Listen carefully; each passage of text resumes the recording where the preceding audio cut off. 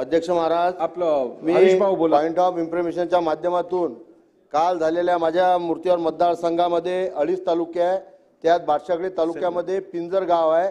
पिंजर police station अंतर्गत मध्ये महान चौकी आहे, त्यामध्ये मोठ्या प्रमाणावर गहत्या चोरीचे प्रकरण सुरू होते आणि त्याची माहिती एका शेतकऱ्यांनी दिली.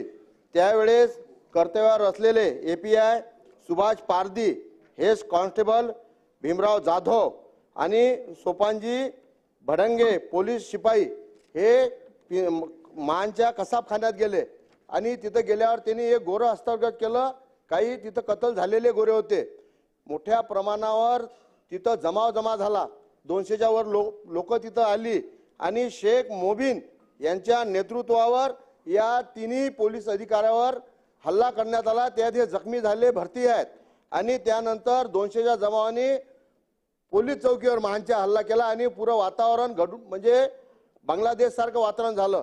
तर माझी आपल्याला विनंती आहे अध्यक्ष महाराज, इथं मुख्यमंत्री साहेब बसलेले आहेत की आपण गोहत्या बंदीचा कायदा आणला, पण या कायद्याची अंमलबजावणी करण्यासाठी जे कर्तव्यगार पोलीस असतात, अधिकारी असतात, त्याच्यावर जर असे हल्ले होत असतील तर कोणी याच्यातनी पुढाकार घेणार नाही आणि सर्रासपणे गोहत्या बंदी चालू आहे, म्हणजे गोहत्या चालू आहे आणि हे कत्तलखाने चालू आहे. तर हे जे पोलीस आहे API Subhash Pardi, head constable Bhimrao Jadhav आणि सोपीनाथ भडंगे पोलीस, ज्यांनी आपलं जीव धोक्यात घालून त्या गोऱ्याचे प्राण वाचवले, अशाला अवॉर्ड आणि यांचं प्रमोशन करण्यात यावं.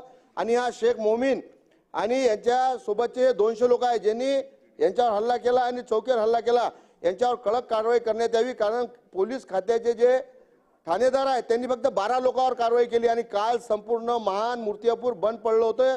पोलीस कुवत बोलवा लागली तिथं. म्हणून माझी मुख्यमंत्री साहेबाला विनंती आहे की यांच्यावर कडक कारवाई झाली पाहिजे आणि हे जे आहे एमपी आणलं पाहिजे आणि ठीक आहे, चला हरीश भाऊ, कायदा अधिक मजबूत केला पाहिजे ही माझी विनंती आहे.